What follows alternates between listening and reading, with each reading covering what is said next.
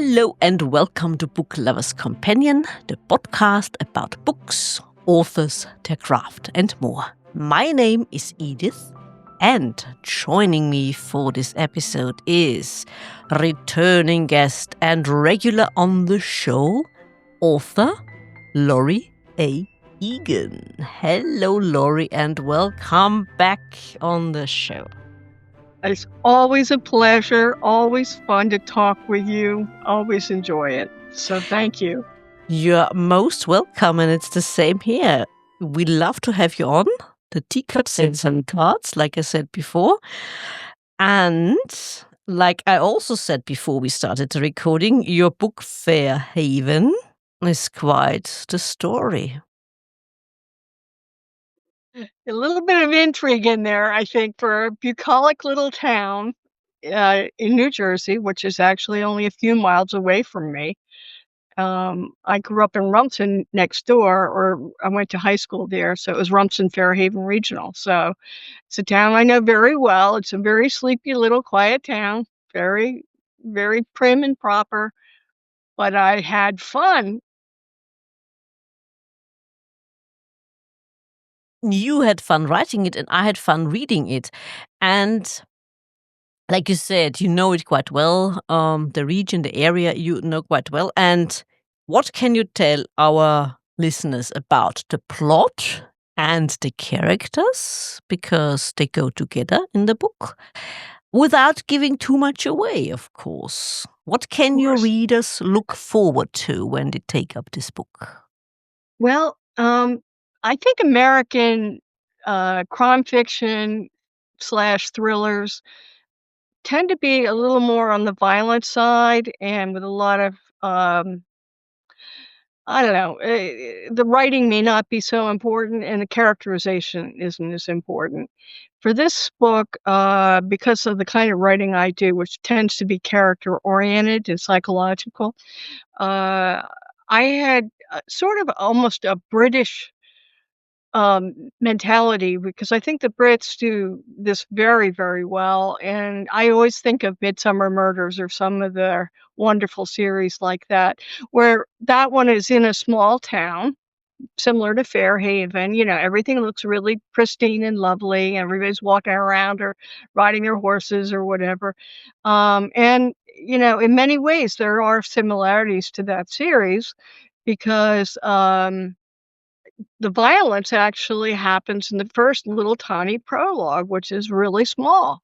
And there are a couple of scenes that get a little edgy, but mostly throughout the book, it's more about the relationships, what happens, how things are done, what happens with the local police versus our county police, who really wind up being in charge, the Major Crimes Bureau.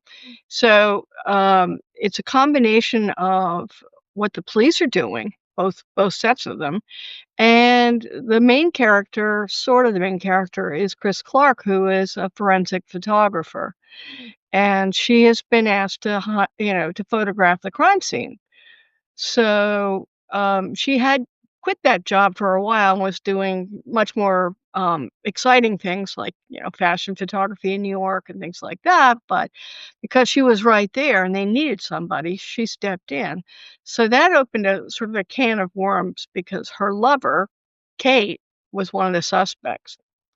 So everybody is sort of connected in this book to everybody else in some fashion, and the trick was really to try to avoid having any character with an alibi that would rule them out, which took a fair amount of juggling to do.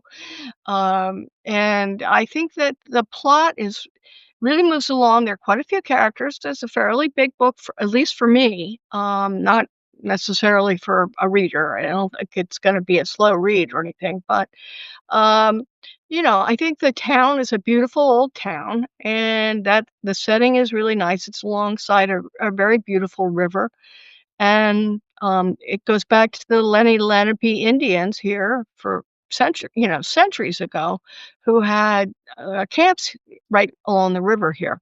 So it's very, very old area, and So I had a great time with this book, but I think people, who get used to the sort of American typical violent stuff, they're gonna maybe enjoy this because it's a little more character oriented and a little, maybe I don't know how to really describe it, but I think that's the main thing. Because I write a lot of literary work as well, so this isn't just a lean cuisine of books.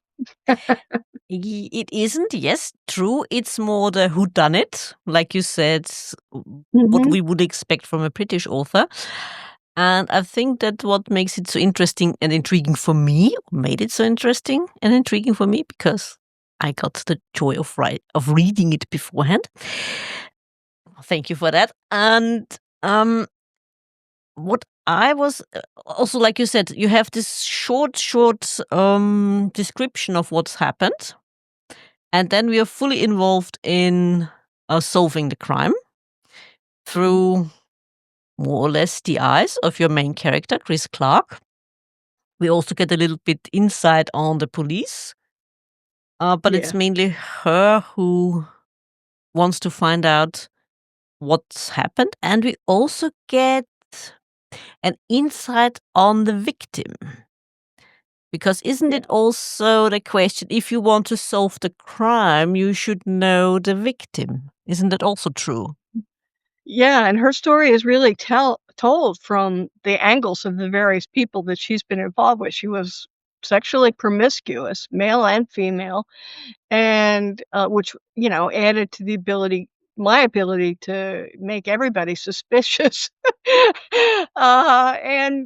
Which is great, but she was she o ostensibly gave to the church, she was a tennis pro, she was very involved in community affairs, but she and her husband were a bit of, social climbers, and this is an old community where old wealth is important, much again like the British, and they didn't really take to either one of these 2, even though they both were wealthy. Her husband was a stockbroker, and, so I think, you can piece together who she was very quickly from the various people she was involved with and, how she behaved, and then Chris Clark knew her slightly from tennis and a few social events, and, so as a result, she also added her 2 cents. She didn't like her very much, and then her lover, Kate, was involved with her at one point.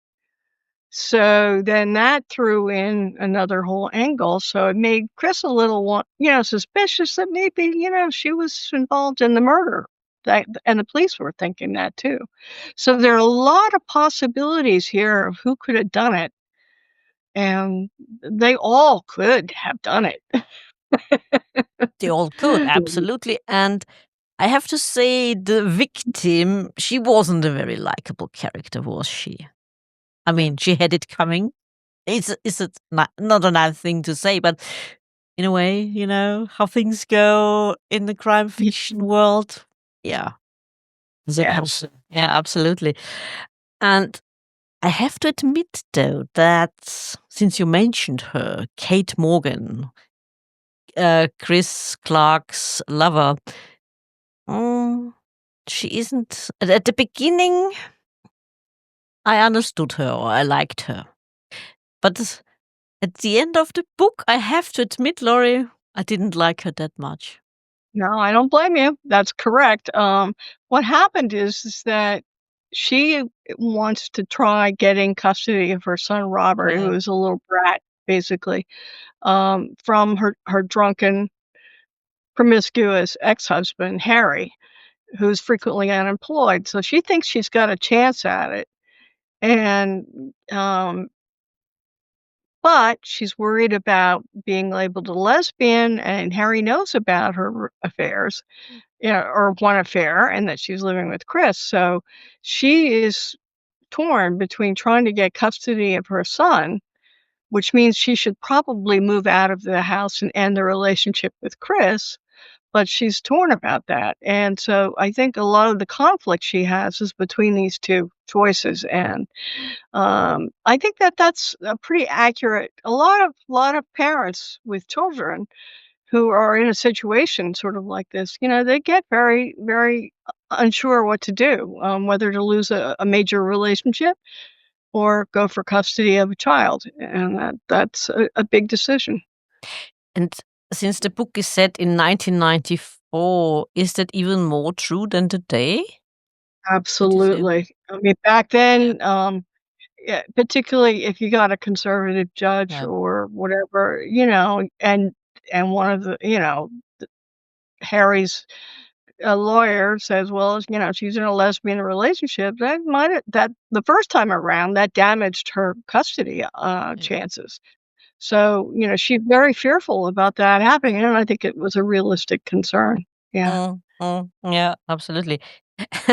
And let's not forget 2 other characters which play a major part in the book, as the more the book, goes on. 2, let's call them creepy because let's be honest here, they are both a bit creepy. Catholic priests. Oh, yeah. I I can't put it any other way because there is an older father, priest, and a younger one who, was transferred to Fairhaven, and yeah, like I said, they're both a bit creepy.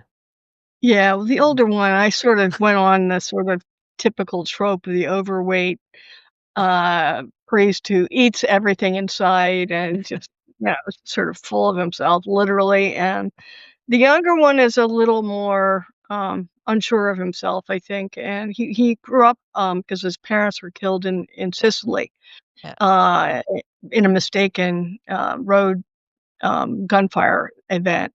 So he had a very traumatic beginning. So it sort of, I think, helps be a little more sympathetic than the mm, older priest. There's really no such excuse for being sort of a pompous ass.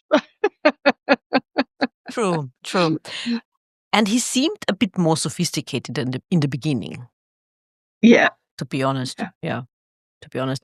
And like you said, it's a small town America community. People know each other. Some of them know each other better, have more contact to each other. Like you said, it's a bit like Midsummer Murders. And um, when you wrote the book, and you said you wrote the book in the 80s, and then I you, started it in yeah, 1985. Yeah. yeah. And what would you say were, compared to 1985, and now you said it in 1994, what were the major changes you had to make in the book when you were editing it? Well, it wasn't so much about the time differences, and I don't know if I started it out in 1994. I probably didn't. I probably did that later, because I worked on the several drafts, like, in the late 1990s and early 2000s. I tend to like pre-cell phone periods. Now, they are using the old Motorola box phones in their cars, which I thought was a nice touch, but, keeping people from being constantly connected so everybody can track their whereabouts is, I think is really makes it a lot easier to write a good murder mystery. I think the constant connectiveness of phones, and communication that goes on with everybody. I mean, everybody seems to know where everybody is every second. That makes it very, very hard to catch somebody doing something wrong because then everybody knows where they just were. So, I think '94 was a good period, sort of pre-internet, it was there, but nobody really had it, and that's another thing, they can go online and find out stuff now, in 1994, that was not really, the case. So, I think that was a good year for me, it's sort of the sweet spot there, um, in terms of, this novel. Mm.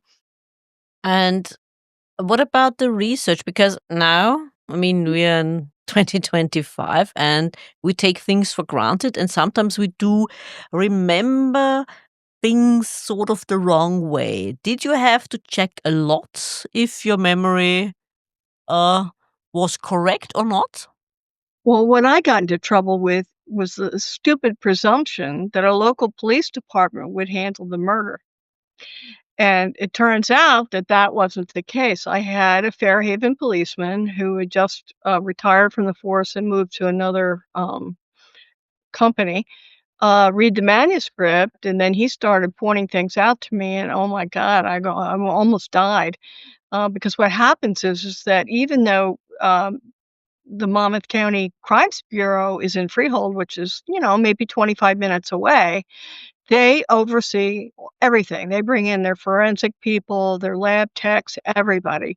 So it's not the local police that do this, except they will interview witnesses and house anybody that needs to be put in jail, and they will coordinate, and do, local communication and stuff like that. So they were both involved, but I had the wrong end of the stick completely until I talked to, this policeman, and then I also got in contact with a retired, major crimes bureau former, attorney, and, he also set me Mm. straight.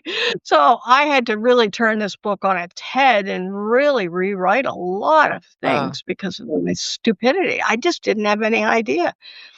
So, Yeah, yeah. And what about other things? The minor details when we think, oh, of course, it was that year. This thing did exist. Or that book or that film came out, and so on. And then we realize, oh no, it was later or even earlier. I didn't have too much problem with that really. I double check stuff. I hope I Mm. got everything right. You never know. Somebody will certainly read the book and write me and tell me what an idiot I've been about, putting a movie in the wrong place, the wrong Yeah. year, whatever. But, I tried to, research everything that I Mm. could.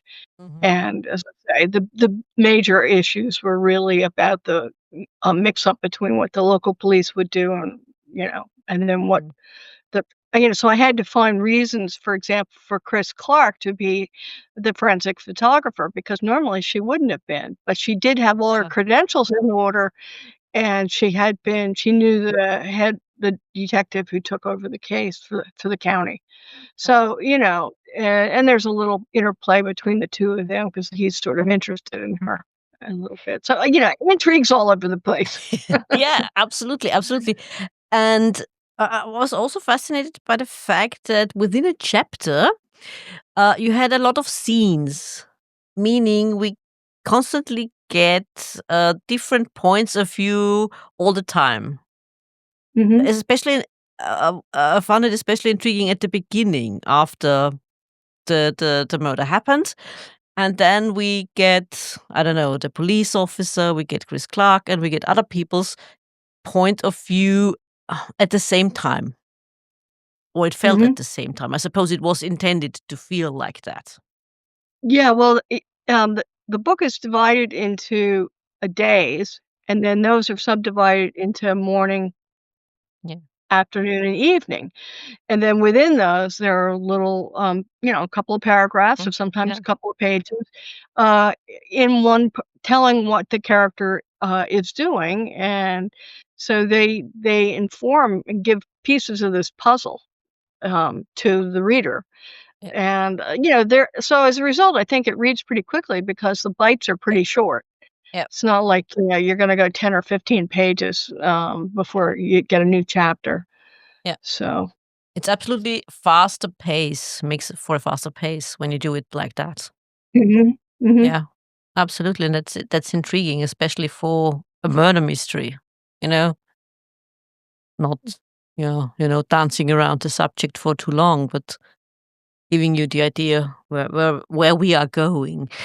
And was it the intent? You said at the beginning, it's not so much about blood and gore and violence. It's more about solving the puzzle. Right. Um, I mean, there's fraud, there's intrigue, yeah, there's, yeah, all kinds of absolutely. things going on. Yeah, Everybody's culpable in some area except for Chris Clark. She's the only one, and the police chief, Ray Mackey, who's one of my favorite characters in this. And, of Yeah, course, there's a beagle named Cagney. yeah. Uh, so he's doesn't get any blame either, so he's not a suspect. Of course not. I mean, who would Not blame that the poor beagle? Uh, why do you think is it so even for the American audience, like you said, American crime fiction is always a bit on the bloody side. yeah. And do you think that readers, even in the United States, are ready for something different since, like you mentioned before, TV shows like Midsummer Murder or other British shows are so popular in the United States? Are they fed up with the violence? I have no idea. I have absolutely no idea. I know I am. I get Amazon and Netflix and, I go back and forth, but I tend to always pick an international film or a British film. Mm, And I, watch my share of American movies or series, and some of them are very good, but many of them just, the characters are paper thin uh, and they're sort of everybody the tropes are really predictable in many mm, ways, and, again, I think they use violence just to keep people interested, and I don't think that violence really is that interesting after a while because we've been inundated with it. I mean, yeah. everybody has seen so much blood and gore, as you call it, and I think we would really rather get to know the characters a little Yeah. bit, know their backstory and why they maybe behave the way they do. And I think that that's much more human. That's got a little more appeal, at least for me. I don't Mm, know, readers are gonna feel the same way, but mhm. that's my opinion. I think we're getting tired of it. Um, Yeah, especially if they do it for the sake of it. yeah, just because it gives a shock and, like it's just like but it's so predictable that it's boring. It's trite Mm, now. mm. Yeah.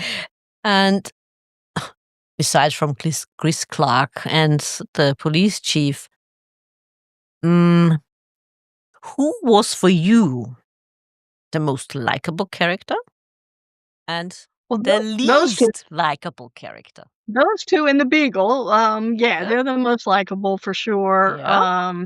Anyone Uh, else? yeah, so I definitely would pick those 3, but the least liked will probably be the 2 priests, and there's a tennis pro Ah, that's yeah. that's a bit of a, um, well, he's not on the up and up, let's put it that way. He's full of himself. So I would say those are probably 2, some of the less likely favorites for me. Mm, Um, there are a few others. The husband of Sally Ann mm, Schaefer, the widower, mm, uh, he isn't totally a bad guy, but he's stealing from his clients. And he's doing his thing on the side, and he's having an affair. So, everybody's got a finger in the bad pie, so to speak, just about. yes, Um, indeed. And he's not father of the year, is he? no, he's not. He ignores his son after, the son's mother is killed, and he just sort of plants, um, the son with his sister and just sort of abandons him because, he's a guy that probably doesn't get in touch with his emotions very successfully to begin with, and he's got other things he's doing right now, like fraud and and he's busy with his girlfriend, so he doesn't really have time for his son. So he's sort of a bad guy too, along with Mm. most of them. Mm. Yeah. You get the impression that his son is a major, not a minor inconvenience for him. Yes. Yeah. Yeah. And I think that, that sometimes happens, particularly with men who've lost their wives. They sort of Mm, tend to not they drop out of the parent role a little bit and then, they move on to some other younger girlfriend or whatever. And, yeah. they don't always, not everybody, but, Yeah. that's not so unusual, I don't think. Yeah. Afraid not, no. And how difficult was it for you to write the boys, Jeffrey and Roberts, the children? Pretty easy, really. I've written a lot of children, in the various novels and short stories, and I think, somebody asked me the other day, "Why are some of the kids sort of evil or not wonderfully nice?" And I said, "Well, they're just basically little adults." So I said, "They if they have, trauma when they're younger, they're gonna wind up, you know, recreating that in some fashion. It's gonna pass through their system, and, so they may not be wonderful people when they get older." Yes. So I don't know how these 2 boys are gonna fare, but, the one is really a bit of a brat, and the other one is nicer, but he's been really damaged by his father, who's, pretty much left him and abandoned him. Mm. Uh, so he's gonna have his own trauma later. Yeah, absolutely. And let's not forget the upbringing, the way children are brought up. It also, adds to their character. And some Mhm. children are definitely little hmm, beep, Yeah, beep, beep. and some survive perfectly well and Yeah, manage to do very well. Like, I was talking to somebody the other day, left home at 16, yeah, and she has done extremely well. yeah, Her mother drank and her father was sort of AWOL, but yeah, she's, got a major, job at a major, international firm, and, she's married, she's happy, so, I mean, it does happen. It's just that frequently this does carry through when you have a trauma. yeah. Or to learn to, or some children learn to make it completely different than that the Mhm, parents did. Yeah, mhm. yeah, absolutely. Yeah. And like I said, some of these characters are fascinating in your book. Some of them are, come on, why are you not? I mean, seriously, yeah. And like I said before, this I enjoyed the relationship between Chris and Kate, but in the end, it turns out Kate becomes someone um who is not a likable character anymore. I said it before, and the only thing you can do is, as Chris, has to question where I'm going from here. Yeah, she does, and, she's got her head on straight, Chris Yeah, does, yeah. and, she's responsible. I mean, she comes from a very nice family, Mm, fairly wealthy, but an old family, and, there might be some inherent class issues there too that are under the surface because, Kate didn't come from money and has really had to scrape a bit. mm, So, in some ways, Kate should be a sympathetic character, but, she makes some decisions that are not very, she really, doesn't give her relationship with Chris enough importance in her life, and I think that yeah. that sort of is problematic. Um, Yeah, yeah. I would agree. Yeah. And after you had written this book and put it aside, now these days, would you say that Chris would have had the potential of being the main character in more than one book? Well, I had a character in The Ungodly Hour that was also a blonde photographer, and this was set on Mykonos. So, in some ways, that book, sort of picks up a little bit of her personality, minus the beagle. And, I think that she was the main character in that book, and I think that there are certainly some similarities between the 2. I hadn't thought of it before, but now that you mention it, yeah, I think so. So, I think I sort of, because I had written Mhm. the draft of this thing so much earlier, and then later and I didn't think I was gonna do anything with it, and then I wrote The Ungodly Hour, many years later, but, you know, there are some similarities there, so I might have sort of used her once before. But would it would be a great idea to, start with her as a character for a series. Well, yeah, it's possible. I don't know. I mean, I don't have any ideas at the moment. I'm sort of, this is my 15th novel and, the first and probably the last. I don't know yet, but, we'll see. Mhm, But she was fun because 'cause I'm also a fine arts photographer, mhm. as you can see from the wall Yeah. behind me. And, so, that's something I know very well. I had a color darkroom and so I could write with authority on those subjects and, how to be a forensics photographer. I got that. So Mhm, that was easy stuff for me, really, mhm. because that was something I knew about. Yeah, and what we didn't mention is that Fairhaven, uh, is available from the 12th of April, few days Yes. before this goes online. But you mentioned before we started the recording, not just this book, which is out in April, but next month in May, there's another Yeah. book. Yeah, Yeah. There it is. exactly. Contrary And this stories is about and as different a book as you could do from Fairhaven. This is not all literary. There's some psychological suspense in here, but there's comedy mhm, and, a little romance, and at the end, there's a play. The mm, 21 stories, most of the stories have appeared in literary journals, so they've been mm, vetted that way, which is mhm, really, really nice. And the play is a first for me.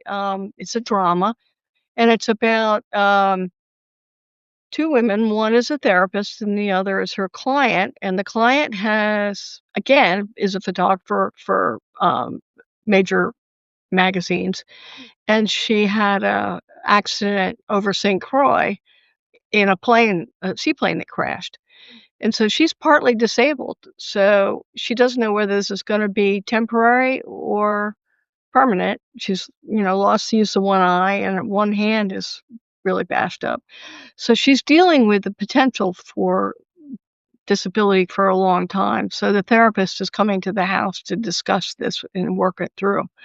So it's really about the relationship between these 2 women, and, I think it's a very interesting, really sort of intimate stage play, and a first for me. I haven't tried it before, but I had fun. Oh, yeah. It has Yeah. potential. Yeah, Intriguing. it's fairly long. It's a two-act play and, with multiple scenes, Hmm. but I think I've been hearing good things about it, so I'm hopeful that people will agree with the opinions I've heard. Mm. Uh, and the stories are all over the place.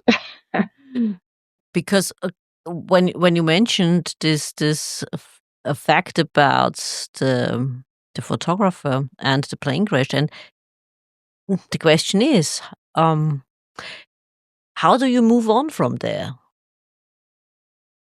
The trauma, the disability, and how do you cope with that, and how do you move on with your life after that? How Well, do you rebuild your life again?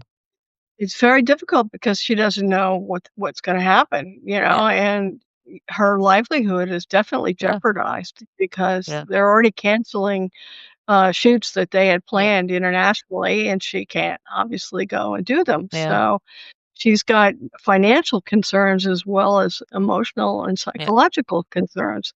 So, and then goes back through some of her history and, that's discussed. So, she's an interesting character, and the therapist is very interesting too. She does a good job, but she's fascinated with mhm, this woman, and I think really gets a little bit closer to her than maybe some therapists would. okay, And there are some wonderful dream sequences that they play out, and I think it's an interesting sort of it's not magical realism, but it has, some sort of speculative aspects of it. mm, Um, and I think it's an interesting interaction between these 2. And who would you think could pull it off, this play of yours? Which I think, actresses? oh boy, I don't know which actor. I think a small community theater would be really great for this because it's an intimate, Mhm, I have the drawings of my imagined stage mhm, sets, mhm. descriptions. So it's basically a center box where the bedroom I mean, the living room is and then 2 side rooms. Um, I hadn't really thought I mean, I always liked somebody like Kate Winslet, for yeah, whenever I need a smart, attractive, uh, capable person, she just comes up to mind. The I don't know about British the do it best. well, they do. I don't argue with that. But she would be good, for that main character. I don't know about the therapist. I'd have to think on that a little bit. Hmm, Um, nobody comes to mind. I mean, age is probably one of the issues because I tend to like some of the older actresses than younger ones. So I have to, but that's not age appropriate for this play. okay, yeah. Uh, yeah, yeah. So I think that's Mhm. going to be an interesting uh, departure for me, something new. I'm partial to Gillian Anderson. To who? Gillian Oh yeah, Anderson. oh yeah. She's hot. I And she's a good actress because I've seen her in A Streetcar Named Desire and others. Ooh, yeah, she's good. yeah. She could be the therapist actually, 'cause she could possibly work. Yeah, I really, I like her too. I know. There are a bunch of English actors that I think are great. Like even back in the day, Jodie Foster would have been a Mm, good person to play this, but now she's too old. And Glenn Close would have been really good too. She's too old. So we'll see. But I mean, this would be something that would be appropriate for a smaller theater. yeah, Not a like community theater, but one that doesn't do these huge dramatic plays with a lot yeah. of activity and action. This is a quiet, intimate piece. Yeah. Mm. Well, it depends, you know. I mean, yeah, having seen those theater productions broadcast from the UK for a while, I Mhm. have to say they do a pretty good job. It's not all national theater, it's also the smaller ones. Um, maybe you've heard of them. They have this former warehouse. It's also called Donmar Warehouse. It's now a theater, and Mhm. it doesn't really have a stage. And they had Coriolanus Oh yeah. uh, with Tom Hiddleston, Oh, he and is good. yeah, he's fantastic, and the play was great. And it's just this room, like I said, no stage, and the people sit around this not stage Mhm. like place, and it's very intimate for the Yeah, audience. that's the kind of setup I think would be great for this. Yeah. Lincoln Center has a theater like that next to the Mhm, Metropolitan Opera, and it's built around a curve, and everybody's right there, and mhm, you really feel like you're right on top of the actors, and, I think that would be really good. Yeah, but it shouldn't be a big place because this is a very one-on-one, for the most part, play with the 2 characters. I mean, there are sort of there's a character in black, 2 characters in black, a male and a female, who come in and do various things, mhm, and they occasionally take on really lower level roles, but mhm. it's primarily the 2 women. Mm, Yeah, okay. yeah, Oh, like I said, sounds intriguing. yeah. Oh, I would love to see that on stage. I wish I could too. I would love to, and, yeah, I know. Then I'm gonna have, a revised edition of Jenny Kidd, my first novel that was Mm, published, not my first novel, that being Fairhaven, but, that's coming out in October, and my publisher, closed their doors, so I had a book that I didn't wanna get out of print. mhm, So Andrew May at Spectrum Books took it on, and, mhm. It's in process right now. It's set in Venice, which is wonderful, and it's very much in the psychological suspense genre, a la Patricia Highsmith.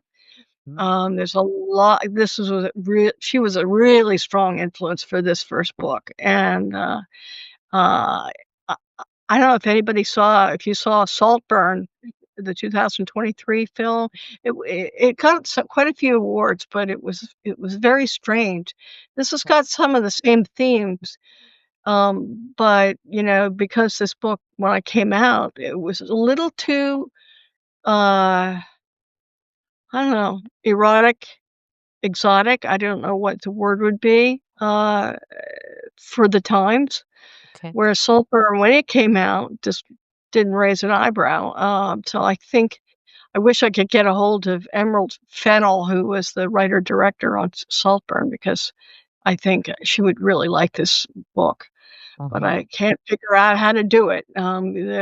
It's amazing how film directors are very, very careful about their emails or any contacts. Mm, She's in okay. Britain, I Oh, think, but I don't know where oh, she is, but okay. yeah, it's to make a really good film. It's got everything, not only the Venice setting, but there's a palazzo, a mass ball. It's got a lot of wonderful glitter and beauty, and yet then there's the dark side of Venice, like, at night you turn a corner and you hit a dead end, or a rat crosses your path. There's something about that glittering facade of that city that, has a dark side that I really glommed onto for this book. Yeah, it is a bit misleading, maybe the beauty. It's a bit like, since we mentioned Midsummer Murders, you have this beautiful villages or small towns, and on the surface, they seem so idyllic and nice and proper. But when you Mhm. look closer or look beneath the facade, it turns out all's not well in No, it's a this prop. hotbed. Oh, oh yeah, oh yeah. Do you think it's even more so? Because what we associate with these beautiful places is, like I said, it's nice, it's prim, it's proper, and it's idyllic. Whereas with a metropolis like New York or even London, we would associate, crime and whatnot, but never with those beautiful places. And that's That's when it hits us. Oh dear. Underneath. Yeah. I think, Midsummer Murder is a perfect example of that, and I think I didn't consciously think about that series, though I'd seen it when I wrote Fair Haven, Yeah. or later drafts of it anyway. But yeah, I love the title because it is an actual nearby town, Fair Haven, but there's something wonderfully ironic about, Fair Haven being exactly the opposite of Sit. what Yeah. what Fair Haven means, and, I just really enjoyed that irony, a lot, and it really made me chuckle because I thought it was sort of funny, and, I don't know how people in Fair Haven are gonna enjoy this book or not. I'll see what happens. I have a lot of my high school classmates I'm gonna try to get a hold of and see what Maybe I can do, but tourism will get a new spike, just like Venice did with Donna Leon. yeah, yeah, yeah, she certainly did a great job. Yeah, yeah. And she no longer Um, lives there. She lives in Switzerland. is that where she moved? Because she was in Venice for a long Yeah, yeah, time. She yeah, was yeah. She up moved to there Switzerland. right. Huh, really? Yeah, yeah. Maybe for tax reasons, I have no idea. And then, She seemed yeah. very happily ensconced in the city. And I think it became too much, especially the tourism, those big ships, the cruise Yeah, ships and so on. And I mean, it must be horrible and the for the Aqua Alta. Well, yeah, yeah, for the few Venetians left in Venice because not many. yeah. Yeah. And you did have a quote at the beginning of your book or recommendation that points to Midsummer Murders, don't you? I do. I think so. Yeah. Ye I mean, I can't remember. the author or of Uh, Midsummer Murders. yeah, the blurb mentions it, I Yeah, think, yeah. yeah. Yeah, Ant I Anthony I think that's a Horowitz. really good comparison. I Yeah, really do, but there are so many of those, rural settings, like in York or Yorkshire area, Shetland, for example, that's another one. So there are a lot of British ones that set, police procedurals in towns where some crime happens, a murder, and they do a great job. We don't have that as much here in the United States. When the books are done, they're usually in more, as you say, a little more cosmopolitan areas where there is more crime inherent and readers don't question it. So there's not that big gap between a small town and, and the expectations for that. That's really separate. yeah, and maybe, and at the same time, it does fascinate us. I mean, don't get me wrong, the American crime fiction literature also has a huge audience, but there are quite a lot of people who enjoy this intriguing part of, like I said, rural life, Mhm. where you have the sheep and the nice neighbors, and it turns out, well, what you have always thought about your neighbors isn't that true at all. I mean, That's right. the same with your victim. I mean, on the surface, like you said, the new, the new rich, not old money, but being active in all kinds of charities, being known on the surface, being that kind of person who goes to church and is a good Catholic. I mean, don't get me started on that, but anyway. But when you dig a little bit deeper, and you don't have to dig that hard in her case, come to think of it, turns out not everything is as it seems.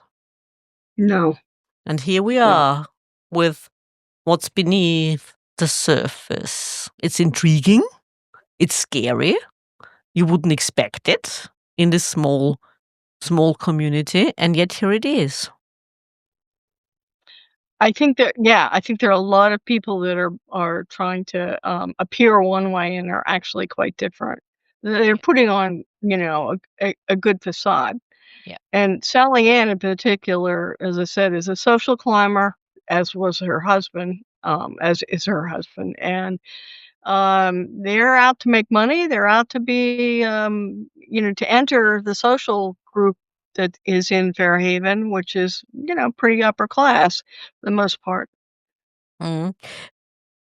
I often wonder, why is it that people let's let's get themselves pressured into things they don't want to do. For example, I think it was my father-in-law who told me the story about someone he knew, yeah, and he lived in a small village outside of Mhm. Vienna, and he got laid off from his job, and yet it was shortly before his retirement, and he pretended. He left his home every day and went into the city because nobody was supposed to know that he was laid off. Yeah, I mean, seriously? What the hell? yeah, yeah. Well, I think people really do wanna appear to their neighbors, to their friends, and their community. It's one way, even though they're not that way at all. And I think they wanna look good, and they wanna be accepted, and I think, they wanna go higher on the social ladder. I think those are all, even if, if they've got a lot of money, that's still not enough. They wanna be vetted by the local, you know, uh top dogs, and that's, very much what is happening to Sally Ann and her Mm, husband. They've got the house in the right place, they've got a boat, they do all the right things, but there's something that they try too hard, and, yeah.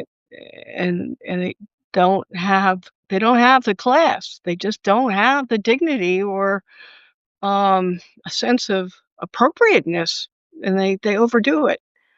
Yeah, Um, indeed. And such small communities, there's a lot of social pressure and control, isn't there? I mean, when you come from a small village like I do, because everyone thinks they know each, or they are entitled to know each other's business. That's what it is. mhm, They feel they are entitled to know what's going on behind closed doors, and they think they know what's going on behind closed doors. But in the end, yes. do we really? Because we always say, yeah, the big cities, nobody knows his neighbor and whatnot. But come to think of it, even in a small village, do you really? Do you really know your neighbor like you think you do? Yeah, that's a good question, and that's, I guess, one of the questions people will think about when they read the book. Yeah, I think absolutely. that definitely there. It's a little bit about the facades. Not only the town itself, called Fairhaven, is a Yeah, facade, but then the people themselves are also, putting up, you know, "Look at me, I'm perfect," or "I'm really a good guy or good gal," and that's sort of what they do. yeah, And, it's not the case, yeah, in most situations. Yeah, yeah. And when the pressure becomes too much, boom. yeah, Yeah, yeah. No, I exactly. I think this is I think it's a good read, and, there are more characters than usual for me in a plot, but I think I was pretty careful about delineating them and making them different enough, with different enough backstories so you can keep track of them. Yeah. And, as you said, there are a lot of little bites Mhm. all the way through, so, your perspective will change depending on who's talking Yeah. and relating what they're doing right at the moment. And I think that adds some speed and Hmm. interest both to the propulsion of the novel. Yeah. Absolutely. I absolutely agree. It was a fascinating and a great read. And I wanted to know it. I was re I finished it yesterday. I have to say I started rather late with it, and I finished it yesterday, and I couldn't go to sleep because I had to find out who did it. Could you And guess? did I guess? Hmm, Without tipping your hand. did I guess? Yeah, only at the last few chapters, I think I got an idea what was going on. Um, yeah. Yeah, because I Oh, put oh, in some I had an curveballs. idea, but I wasn't certain. Let's put it that way. Okay, and that's been sort of what most people say that have read the book. They either didn't guess or they had a suspicion, but they weren't sure. Yeah, S That'll be fun for readers to try to see if they can figure it out. yeah. Because I did throw some curveballs in here to sort of make people Yeah, think, "Oh, this is what this character's yeah, problem is," when in yeah, fact it was something else yeah, completely. yeah, absolutely, absolutely. And I Yeah. wanted to find out about Jeffrey's dad, William. What was going on with him? Also quite fascinating. Mhm. Mhm. Yeah. Interesting. Yes. Yeah, he's got Yeah. stockbroker, and he's, senior in the company, and it's a local Uh-huh. branch, and he is crooked as he can be, Yeah. but very smart. In fact, a friend of mine who is a financial analyst, I went over and had a glass of wine with them, and I said to him, his name is Bill also, no relation. I said, "So Bill, tell me, if you had a character who was committing fraud, Yeah. how would you do it?" Yeah. He got a big grin on his face and out tumbled the whole explanation about money laundering and all this stuff. He was just laughing and having a wonderful time because obviously he thought about it himself, and it was really quick for him to think of this. So I so enjoyed talking to him, and so he helped me out with some of the, you know, activities there on a financial bet. It's a big temptation, isn't it, when you work in this field? Yeah. Well, they have a lot more safeguards now. That's another Uh, reason, setting it in '94 is uh-huh. a lot easier for an author because, now any transaction financial track, it's much. much more carefully watched and Mm, monitored than it mm, was then. Yeah. mm. So he could get away with it then. I don't think he'd get away with it now. I Don't don't you think so. think? I mean, wouldn't it be easier today now that everything is Well, there was still a faster, lot of electronic computerized? going on back then. That's how they usually did the transactions, but now I just think that there's just, more eyes on things. I don't know. I could be wrong. I have no Mm, idea. mm. Should Neither am I. A bit like someone else we know. I don't know anything about bitcoins. I just launched them.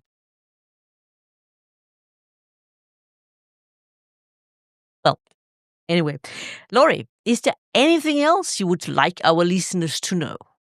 No, you asked me some great questions as always, and I think this is going to be a fun book to read. As I Yep. say, it's one of my students. I asked him to take a drone photograph of Ah, Fairhaven. okay. He got up, and Yep. what was fascinating about this was when he sent me the photos online. I didn't recognize. I couldn't figure out where he was photographing from Ah, because you can't see the streets. yeah, yeah, yeah. And I thought he had maybe taken some other area, and then I got on a Google map, and then I could see where the streets were, and I said, "Yeah, okay, he's right." But he swore up and down that he had done Fahrenheit. I don't know. We had fun anyway. So he's got the credit for the cover photo this time, and Perfectly my fitting. another student of mine did contrary. So Mhm. I've been tapping them occasionally when I can't take a photograph myself. It also Um, looks good. The cover yeah. of Contrary. Yeah, Absolutely. Yeah. that I was looking for something really chaotic, Yeah. uh, and tumultuous, and, Mhm. I have a student who lives down on the coast, and she loves to take water pictures, so I knew she was the right one to, do this, and then the designs are mine, so, Mhm. uh, the typographic parts of it I did myself, so, yeah, I had fun. Good. Sure.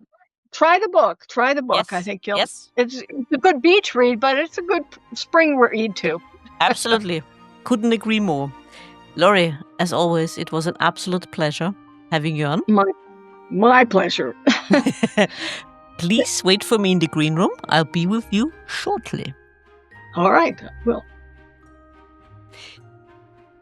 Dear listeners, I do hope you enjoyed this episode as much as my guest and I did. Please don't forget to like and subscribe and tune in again for another episode. Until next time.